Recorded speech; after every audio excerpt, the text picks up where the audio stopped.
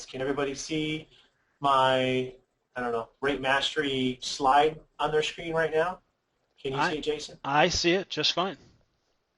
Excellent, great. Okay, Oh, so by what the we'll do way, is we'll go Brian, ahead and get Brian, you have the started. control panel on the far right of it. So if you could either minimize it or move it over to the right or something.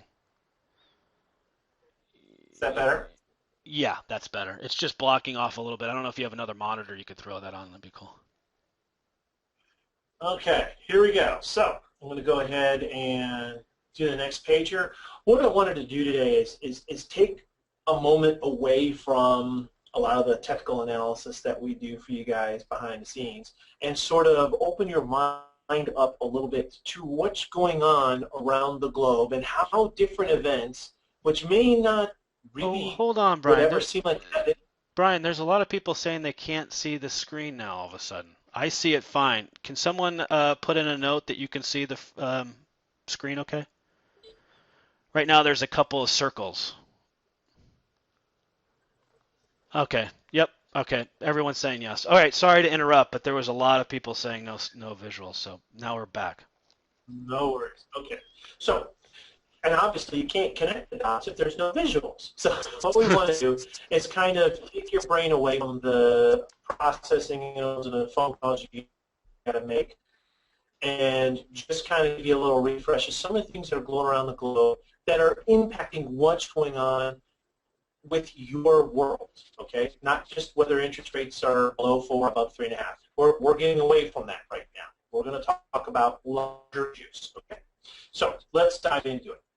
First, here are a couple things that may seem like they're totally unrelated.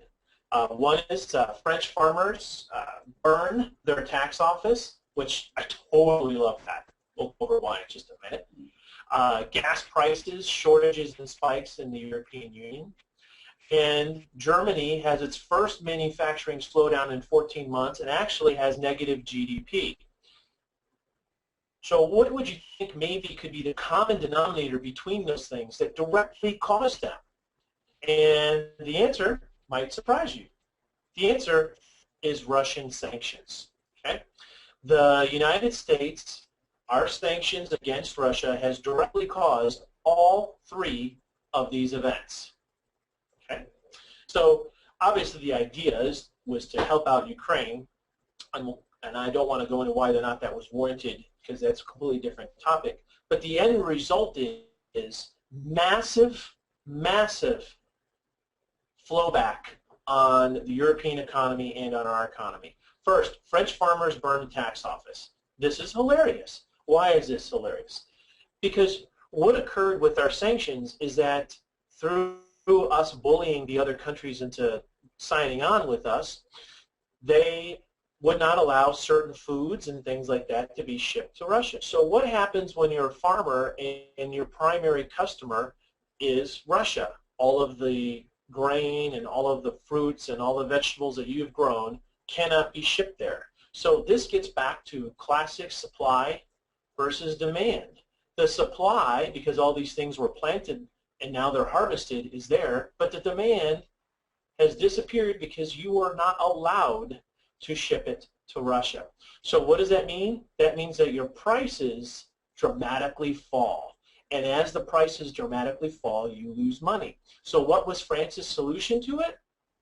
France's solution was to raise taxes on farmers because they didn't have as much taxes collected because of obvious reasons. So the solution to that problem was to raise taxes even further in order to have enough money in the coffer. So this is, people rising up and saying, we're not going to take it. You're not going to tax us more.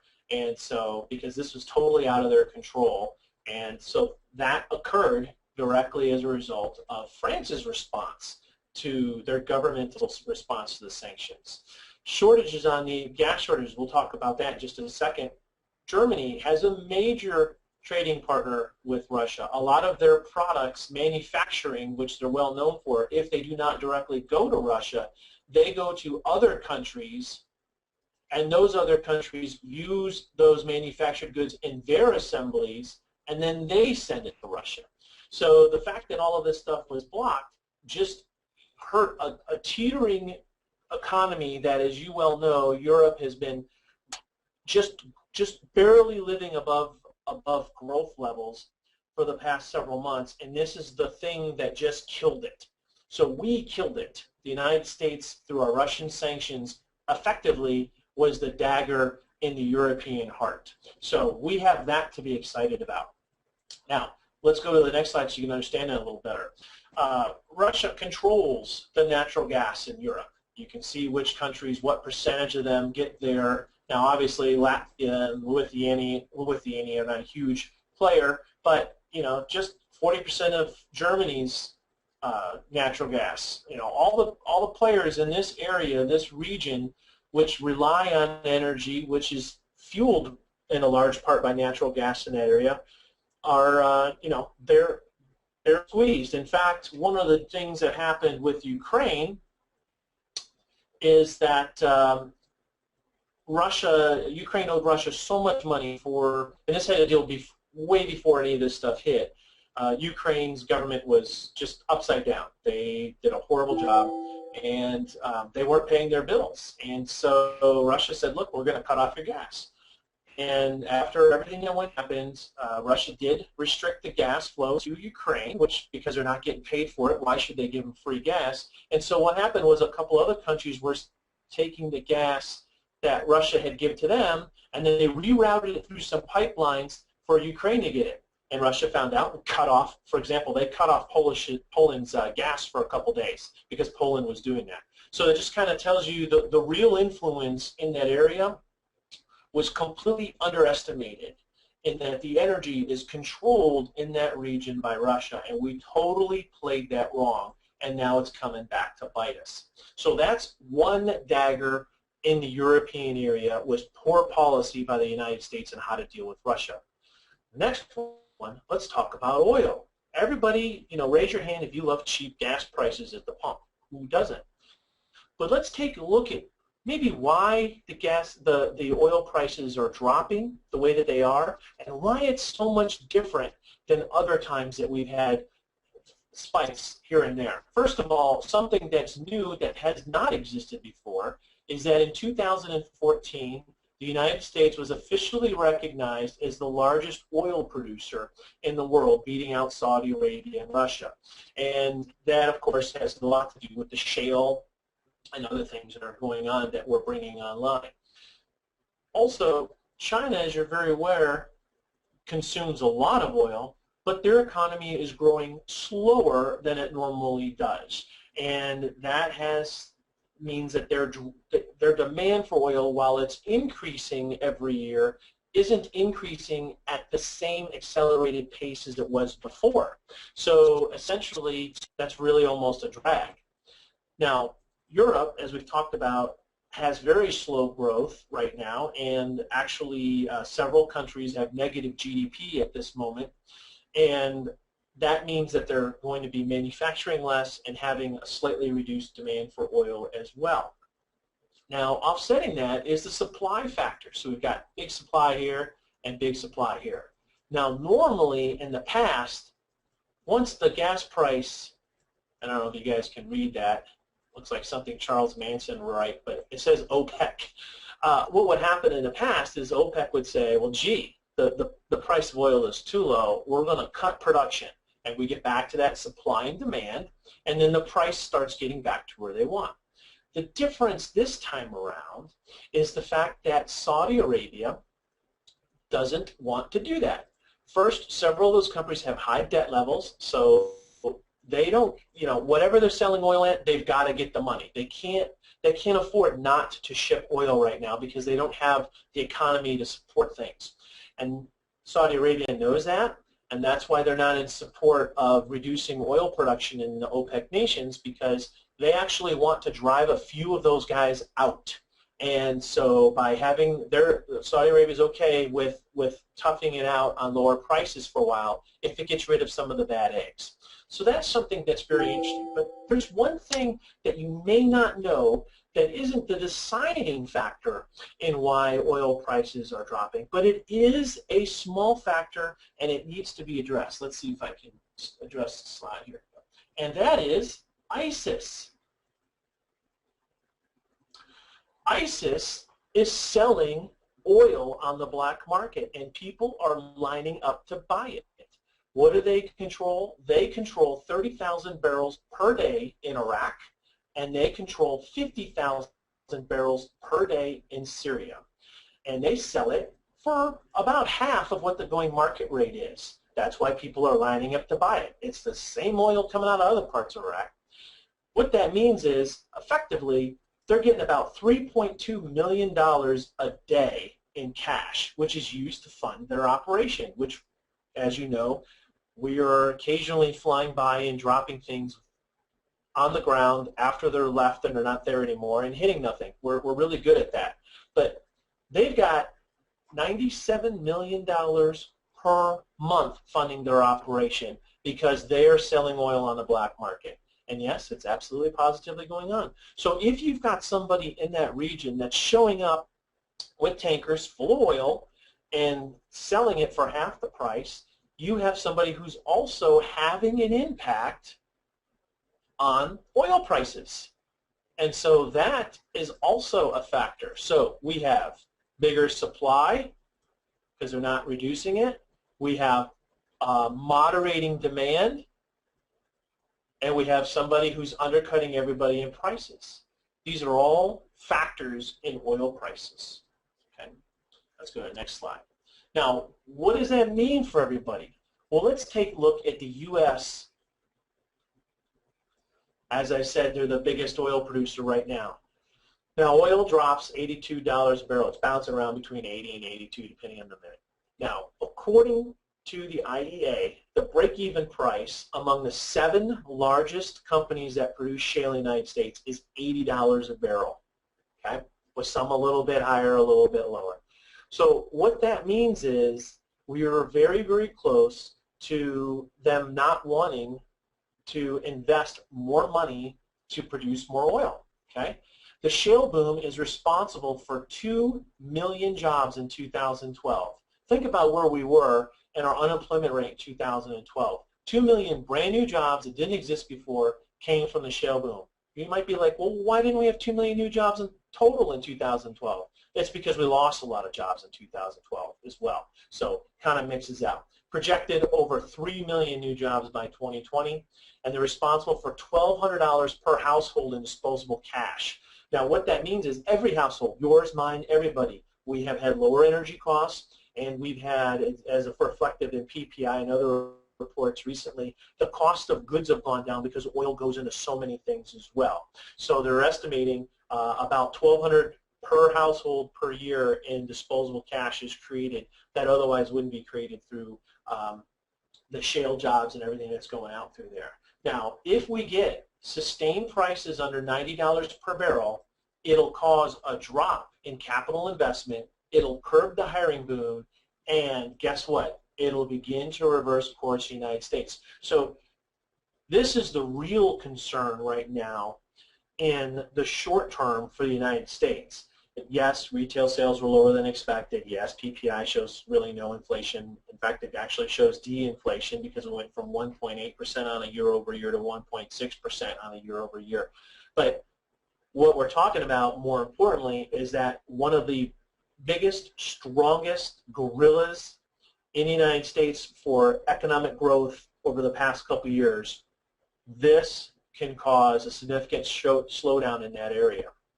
Now, yes, it's cheaper at the price, so the average consumer has a little bit more money to spend, and will that offset? No, you're talking, is anybody from the states that have these refineries and production facilities going on will tell you the real estate values are shooting through the roof, that these people aren't just getting paid. They're, we're not worried about creating part-time jobs that are, a couple bucks per hour. We're talking these guys are getting paid major bank.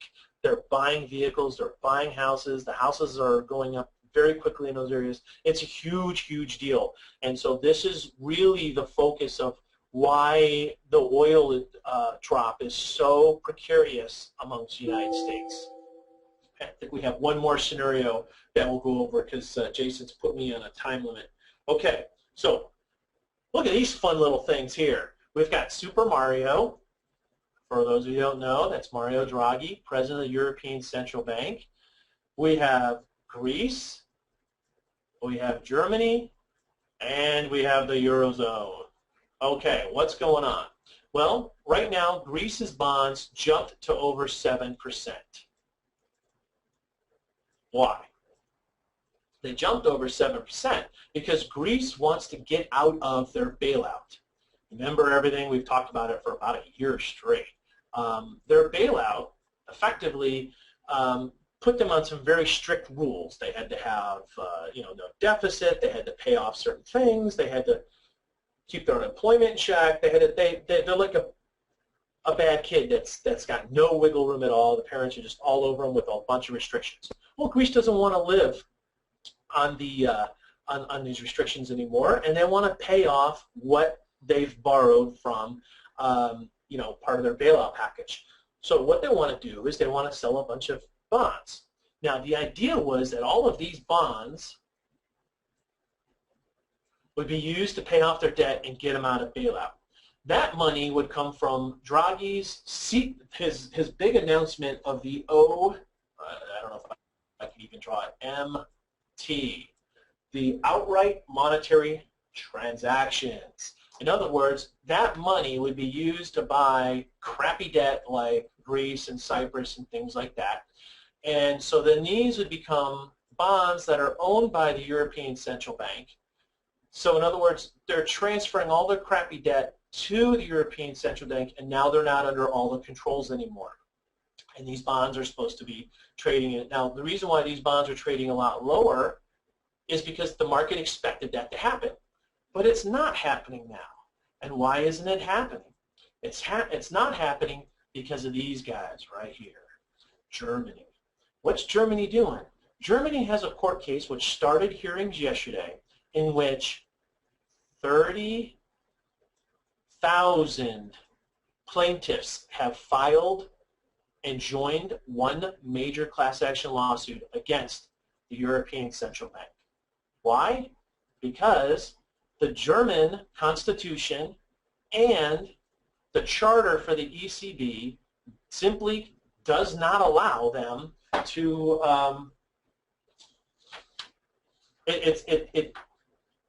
the OMT is illegal as it exceeds the prohibition of monetary financing of the budget for a country. And so effectively, Germany is saying our cash, which Germany actually has cash. The Eurozone, you've got all these weak countries that weren't doing anything, and Germany had to, pretty much without them there wouldn't be a Eurozone as far as cash goes. Germany, despite their technical recession right now that we helped cause with our sanctions against Russia, Germany, they have real cash, and if they're not going to go along with this, it's not going to happen. So the court started yesterday, and they're not going to issue a ruling until maybe even year's end. Until then, there is no OMT. So everybody got crazy 2 European Central Bank meetings ago where he said that this was happening and it'd be significant for the balance sheet. It can't happen. It's not going to happen. It can go nowhere. It's on ice until the Germany court rules whether or not they can participate in it. And until then, Germany will not, which means there's no real cash, which means it's not going to happen. That's why all the European nation bonds, with the exception of Germany, which sank below 1% as a safe haven play, all the other bonds going up, meaning that they're perceived to be higher risk. And that's what you've got is you got a lot of people who are on the wrong side of that trade. That means is they were all expecting the OMT to come in and purchase a bunch of this mediocre to low-end sovereign debt and hold on to it, sort of like a bad bank does. And that's why they were buying these bonds. They were paying, they were looking at, countries without the GDP to really pay off the debt. They were looking at them and buying them and getting a 4% yield or something like that. And they felt that they were risk-free because these guys were going to buy them and they would get their money back and make their profit. Now they're all on the wrong side of that as these things are shooting up the wrong way, and they're all upside down, and they're dumping them. They're all dumping them. And as they're all dumping them, that money that was in those European bonds on that OMT play, that front-run play, that's all going back to the U.S. And that's why your 2-year, your 5-year, your 7-year, your 10-year, and your 30-year yields all plummeting, giving you super low interest rates today. So, yes, retail sales are weak. Yes, the Federal Reserve this week, everybody's feeling, may have to wait until late 2015 or maybe even early 2016 to start raising interest rates. But that's not the play that's causing the epic flow into U.S. bonds. It's the fact that this right here doesn't work anymore. That's what the market is telling you. That's over. It doesn't work. That's what the market is telling you. That's why you're seeing what you're seeing right now. And it's a pretty incredible time, to say the least. All right. Jason, that is my spiel. Very good. This is, I got to tell you. Are you still there? Yeah, I'm here. Can you hear me okay? Yes, sir. This is the first time. Go ahead. And listening. And by the way, before, we only have a few more minutes, and, just ask any questions in the question box, and I'll ask Bryan for you. But this is the first time I have ever heard, and you can maybe give a little bit of perspective on this, where oil prices going down can actually hurt the U.S. market, overall marketplace. And that's sort of an interesting nugget that you brought up here that I have not heard before. Yeah, you've got that juxtaposition. And, that's why they keep saying economists talk out of both sides of their mouth. You've got this juxtaposition, but the key is it has to deal with timelines. Initially, what you have is, first of all, bonds, which I'm specifically talking about bonds. Bonds don't like inflation, and this is obviously anti-inflationary, so bonds are going to improve on it, okay? So sure. Also, eventually, what you need to think about is that the lower oil prices will begin to help consumers and they'll stimulate spending. So over time, that should be good for the economy, which then creates growth, which then bonds hate. And so at some point along the timeline, it's going to impact bonds both positively and negatively. We are just at that beginning phase, whereas right now it's impacting the bonds negatively because we're looking at the U.S. economy and we're saying, the change in pump price isn't going to change the consumer's behavior because they're already not spending money on retail stuff, excluding, you take away autos, they're not spending. Autos, we're selling 16, 17 million units per year, almost record levels, and when you strip those out, because those skew the numbers quite a bit, retail sales were significantly down, and it's just not the time to add this layer of a bunch of oil producers, shale producers, not willing to put those people to work because the price is too low. Now, eventually, what you'll see is that the overall cost structure for these shale producers, instead of getting to about an average of $80 a barrel, at some point they'll get down to $65 a barrel. And then the economy will hum along at a different rate. But short term, this is what's hitting us. Now, Bryan, here's a question. I'll kind of lend a little color to this. Maybe 6 months ago, we had a similar webinar where we were talking about the Fed getting out of, purchasing mortgage-backed securities. Yes. And because of this influence, right, that was no longer going to be in the marketplace, artificially pushing interest rates down, what we were saying is that this has to increase rates. And now what we're seeing is this totally new dynamic coming in that was clearly unforeseen at the time by anybody. I mean, the rise of ISIS and selling of oil and all that. What is your opinion now in this new world that interest rates, where they will be, in 3 months, 6 months from now? And what is your opinion on future interest rates, given the new world we live in? Okay. Well, what we're talking about, hopefully everybody, I think now we're looking at candlesticks, right? Hopefully. Mm-hmm. Yep, I can see it. So, what you're talking about is you're way up here. I mean, this is a ridiculous level, and we've been talking several weeks that this level up here, where you hear a peak, and a peak, anything above there is really not supported. This is like danger, danger, Mr. Robinson up here. And the question is, in November, with the Fed getting out of buying mortgage-backed securities, because they're still doing it right this second. They're ending it in October. They haven't ended it yet. Right. What will happen? Yes, you will have a situation where everybody who's front-running the Fed, because right now you can buy, they give you the schedule, you can go and buy the coupon, you can sit on it, and you can make a couple basis points and have no risk because the Fed's going to buy it. It's a no-brainer, and that's why the market hasn't adjusted yet. But in November, the market will adjust. But what we're going to see is that the market will adjust from these crazy levels up here. Let's say we were here. We would be trading way down here instead, okay, due to the Fed. Now we're trading way up here, and it might get us right back to here because of the sell-off. So the sell-off is going to come from an extremely heightened area as opposed to the sell-off coming from a lower area. Does that make sense? In other words, it won't seem like the sell-off happened because we're just going to get right back into this trading area again. Does that make sense? No, it does. It does. So yes, it will cause mortgage-backed securities to sell off a tiny bit, but it'll be selling off from this super high peak and moving down lower to about where you were 2 weeks ago, as opposed to selling off from a lower area and thus making it more of an impact on rates. This is the perfect time for the Fed to get out of purchasing mortgage-backed securities, because it's not going to have this whiplash effect that it otherwise would have during a strong Europe. Keep in mind, 6 months ago, Europe was in a growth pattern, and that we don't have that growth pattern anymore. Very good.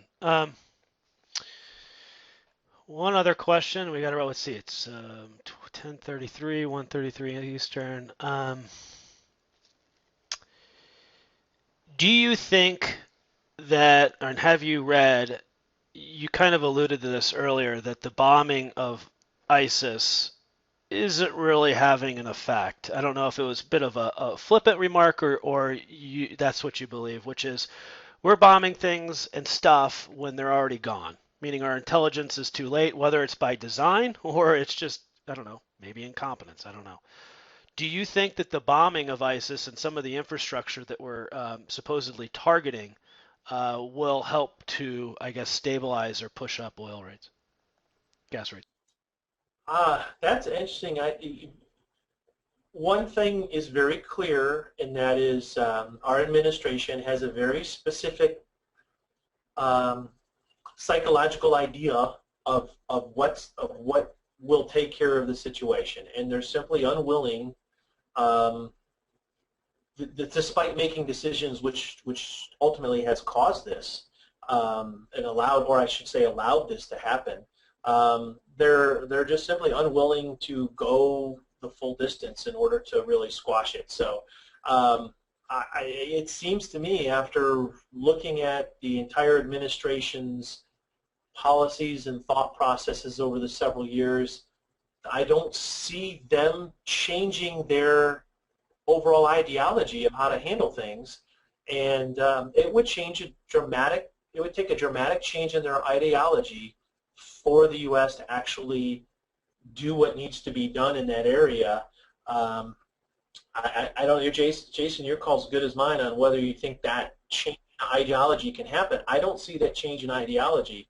I can tell you that there are numerous reports of recommendation after recommendation from the Pentagon, and there's reports that they're not even being read, that they're not being followed, and so we're just providing air support right now, and that's it. And when we get over there and we're dropping stuff, it's in populated areas. We don't want civilian casualties, and they know that. And it's just we're very ineffective compared to, people think of Operation Desert Storm, where we just pretty much took a squeegee at one end and went to the other and we were done. That's not going on right now at all. It's right. Very ineffectual. One last question, and then we'll wrap it up. What is sort of your thought process on 2015 Well, I think for interest rates? 2015, yeah, 2015, we're eventually going to see our Treasury yields get back to that 3%, 3.5% level that everybody was projecting by the end of this year. But it'll be a long time coming, and you're going to have some much better interest rates than otherwise forecast. You can have some mild rates. Just pretty much everybody at the beginning of the year was expecting that 10-year to be close to that 3.5% level, and it's below 2, at this point, intraday trading. So it's going to be a long time coming before you see a real spike in rates. The issue with me is I really don't care whether interest rates are 3% or 5%. That has never been historically proven to drive really anything in what we do. It's more along the lines of the strength of the underlying economy and of real jobs, and that's really what I'm more concerned about. If we have super low yields on the Treasury and on interest rates, and the economy is not adding the right kind of jobs, the housing demand is not going to pick up. So I want to see an uptick in interest rates. I don't want to see it get to 7 or 8, but I want to start seeing it get above 4 and 5 consistently and having a nice economy. The problem is we're not seeing it because there's just so many headwinds right now. Well, I was just going to say, I mean, is it sort of disconcerting to you that interest rates effectively can't get any better? The European Yeah. Union, I mean, again, is starting to slide. And many would argue that the United States isn't far behind because we're hoping that the consumer will get us out of this, right? The American consumer. And there's certainly, a thought process that that isn't happening and probably won't happen given some of the things you just outlined here. What is it? What kind of event could turn this economy around, thereby increasing jobs, production, and maybe ultimately interest rates, but at the same time having a bit of a housing boom? Oh, there's a lot of things that can be done very quickly to get our economy on track. Um, the issue is that now those things are almost mitigated by all the concern over Ebola and other things like that. It's a major issue. There's study after study, and I know right now a lot of you are thinking, do you really want to be in a mall with all those people? All So those Bryan, by people? the Do way, you really want to be in a mall with them? you think Yeah. Ebola is really having, if you look at today, right now, we're down on the Dow, I don't know, 400 and some odd points. It just continues to slide, by the way, 454 points. Um, you think Ebola is a factor in that math for the I U.S.? think it is becoming a larger factor because obviously the retail sales that were amiss were from September. They have nothing to do with Ebola whatsoever, right? But the way that traders are looking at things, saying if we were already not doing so well on retail sales, then what occurs when the consumers start behaving the way that they've proven they will behave during the bird flu and different things? When they don't go out and buy as much, when they don't go visit the malls, when they restrict on going out to eat, instead they order in, different things like that. So it's an additional headwind. I don't think it's responsible for the 400-point sell-off in the stock market at all, but I do think it is a factor in trader sentiment, not consumer sentiment, but trader sentiment, that it could be something that impacts things down the road, and everybody wants to stay ahead of that. So it's part of the factor on bond trades. It is a safety play in the bond trades, and I'm not quite sure what kind of impact it currently has on the stock market. The stock market is supposed to be that you own a stock, and if you think earnings are going to be better or worse, then you trade the stock accordingly. Well, obviously, if you think consumers are concerned about Ebola and they're not going out and not spending, then that could impact the earnings on your stock, and then so you sell it. I'm not saying that that's a one-to-one right now at this point in time, but it's going to be a bigger and bigger factor in all the financial markets moving forward. All right. Very good. Interesting. So what I took from that with the Ebola is invest more in Amazon.com, everyone. That's your stock tip of the Really? day. All right. Well, that's all the time we have. In fact, we went about 10 minutes over. Thank you so much, Bryan, for your time. Thank you, everyone, for jumping on today's Flash webinar. And as this kind of continues and all the new developments, we'll likely have more of these webinars when we have, highly volatile days and new events that we need to kind of put together. So thanks for jumping on. Thanks, everybody. Have a great day. Bye-bye.